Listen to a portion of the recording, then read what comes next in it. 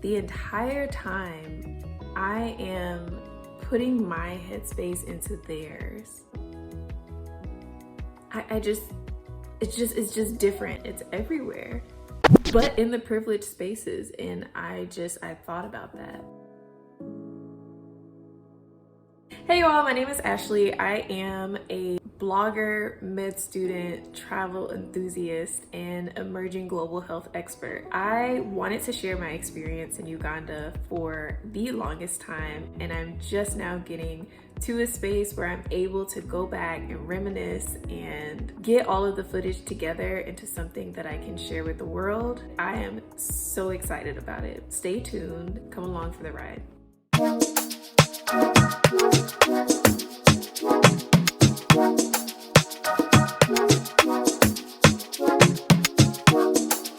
The sun has gone down, but we will persevere. All right, we will persevere. The sun has gone down. I have been telling myself that I was gonna film this for a very long time, so it will get done today. I am making that a promise, but I'll release it in different phases or installments or chapters or whatever, so that way you guys aren't sitting through an hour-long video. So let's get back to it. One of the girls, she was kind of like a sister on the trip. She looked out for me and made sure that I had a good time. She took me to a place called Backpackers. So if you're in Uganda and you want to check out, or if you're in Masaka, Uganda, and you want to check out a local place that is also for tourists, Backpackers was very, very cool. Good food. It was my first time having like a social experience, and that's how I spent my weekend. I went to Backpackers. We also went out, and going out was a completely different experience. I love seeing what the nightlife is like in different parts of my country, but also across the world. It was nice to just like be in a space of hearing Afrobeats music and actually being introduced to songs that I had never heard, but also hearing songs that I had started to like and see how people vibe to it. The stories that I have are matched with music. Looking at these videos, it's the sounds of the songs that I play in my car. They just remind me of a time when life wasn't necessarily simple, but it was different. And let me know if when you travel, do you like steal those songs and you listen to them repeatedly, or am I just someone who is obsessive over things? But man, this is taking me back. So we ended up going to two places, and one place was more chill than the other, but both were a really fun time. You know, I have come back with so many stories of the unequal distribution of wealth amongst our globe. Whenever people have asked me like, well, how are the people? My response is they're fine. And these videos show that. And I still don't know how to sort out my thoughts about that, but I'm glad and grateful that I've caught this footage so that I can kind of challenge my own ideas of what is enough and what a person needs. Like maybe we're just overprivileged, and maybe this shouldn't be the standard. This meaning what I'm living like in the States, and I'm not even living fancy by American standards, but they have everything that they need. They just don't have excess. So do any of us need excess? I don't know. Let me know your thoughts in the comments.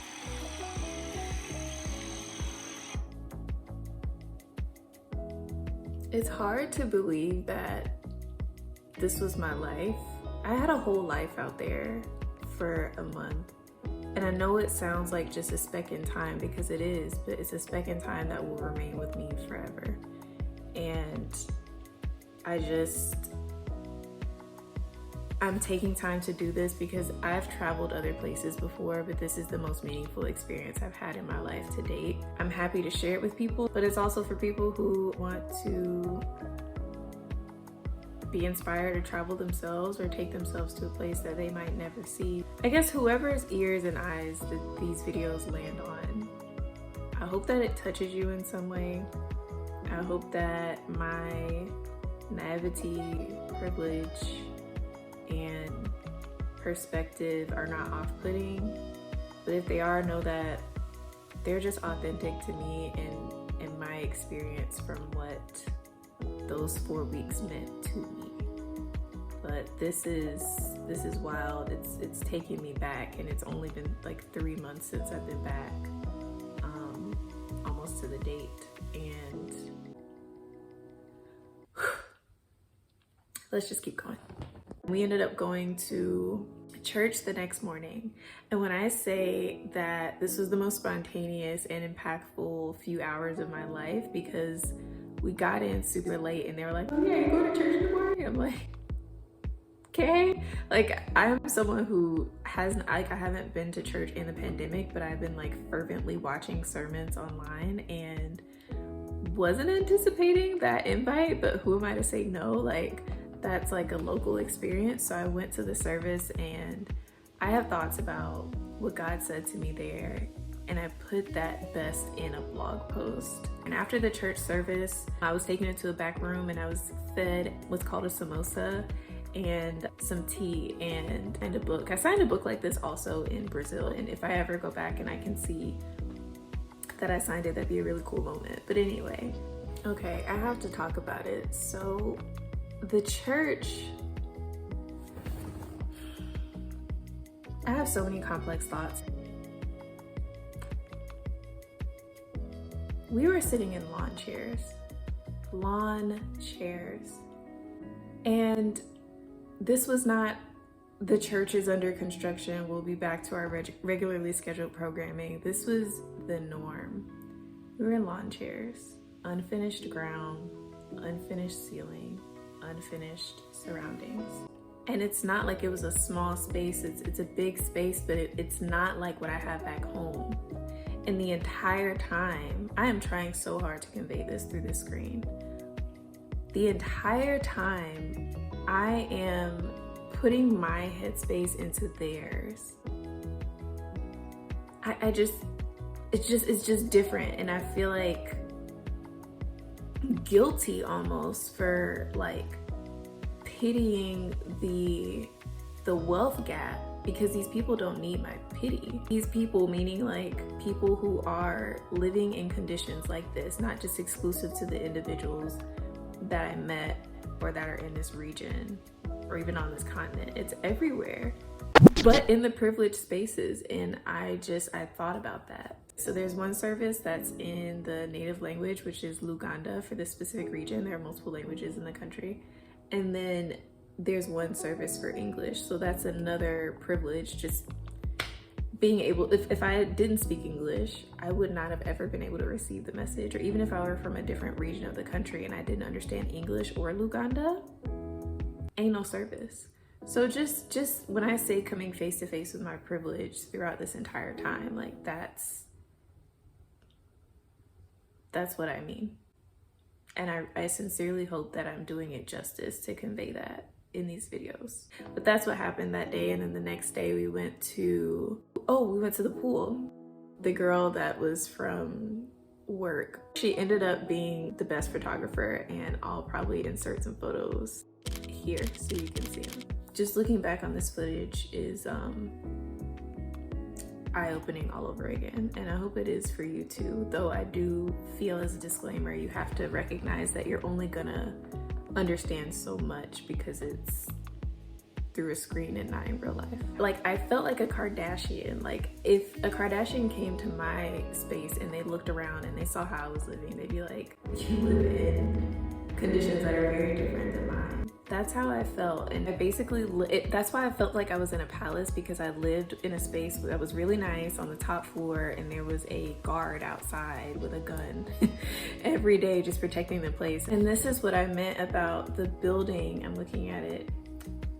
I had a friend today ask me, so you were living in a nice place, like, you know, the things that you're saying don't really add up to what that place looked like. And so my room was nice, but outside of it, like, you can see the unfinished pavement. And if you look closely into this beautiful horizon at the actual buildings, they're unfinished and they're exactly the same, just look like they're under construction. So that's what I meant. You have to like look a little bit closer to see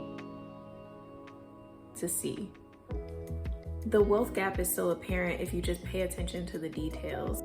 It's kind of triggering for me right now, but there is this single hanging light bulb that I went to town on in a blog post where I was trying desperately to explain what I've been saying throughout this entire video. There's no light fixture, it's just a single hanging light bulb. That's what we had at work also, and that's what I saw at restaurants and stuff. Like, it's customary. Like, I have light fixtures. You can even see back here, like there's light fixtures. Like there's like a, you know, ceiling fan, like something. This is just what it is. And it's an example. Look up at your light bulb or your light in whatever room you're in and compare it to that single hanging light bulb. That is the difference between what I was used to in several other areas of life there and life here. And when you think about that in the church that I showed, that church was the single hanging light bulb versus the church with the fancy pews and the whatever you call it, fancy windows and everything like that. Like, the light fixture versus a single hanging light bulb. And if I were writing, I'd probably write it more poetically than that, and I probably already have on the blog. It not only messed with me physically, but it messed with me mentally, just to know that, like, this amongst several other things are the quality of what everyone's dealing with. And looking back at this footage, it looks beautiful and it looks fine, but again, it's the fine print, it's the detail that makes a difference between what I'm used to here versus there. And the best example I have of that, metaphorically and realistically, is the single hanging light bulb. There was a moment at work, I think I just finally had finished my master's stuff. I was sitting and I had learned about my project and I was finally taking it all in. And I sat at my little cubicle and I looked out the window and I thought about this day, and I thought about the day that I was no longer there and how I was gonna go back to my regular life and how I was gonna remember that people there were living differently than I'm living here. And I looked at the single hanging light bulb and I looked at the window that was open to let the cool breeze in, because as I said, the weather was perfect. And I think about the water in the other room that takes a while to come out of the faucet. And I think about the lack of toilet paper, and I think about the things that, just the little privileges that I took for granted my entire life. And I think about the people. It's different. And I wanted to remember how I felt, and so I just recorded a couple seconds just to like do exactly what this video is doing now, and sending a signal to my future self just to say, like, don't forget, always remember, because this is real.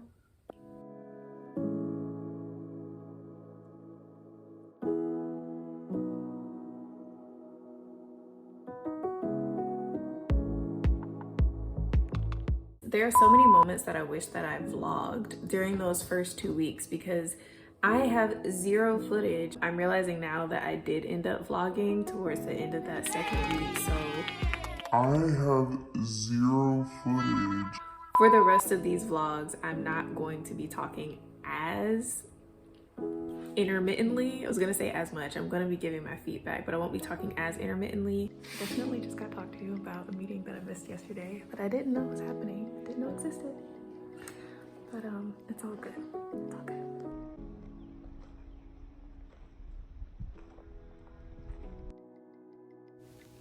A fellow customer greeted me in Hobby Lobby when I dropped off my travel paintings to be canvassed. Gray hairs framed her face, and a smile ran across it. She took one look at what I was dropping off to be framed, and she knew. She told me that many decades ago, before I was born, she'd spent 14 months in Kenya. She'd brought home paintings, just like mine, and eventually gave them away just a few years back in an effort to downsize her life and live more minimally in a small apartment home. She disclosed that her time in Kenya was her inspiration for doing so. And I disclosed that I had met her before and knew that she had a prominent job in leadership at the university that I attend. I've been home for 2.5 weeks, and that exchange in Hobby Lobby still comforts me. I have a feeling it always will. My 4 weeks in Uganda to her 14 in Kenya seemed like a scratch in what she must have seen and experienced in her time in East Africa all those years ago. But the sentiment remains the same. An elderly man in a scene from a documentary our school had us watch my first week back said that he came home from his time overseas wanting to tell his friends and family not to ever complain about anything. One can only imagine the things he saw as a war veteran.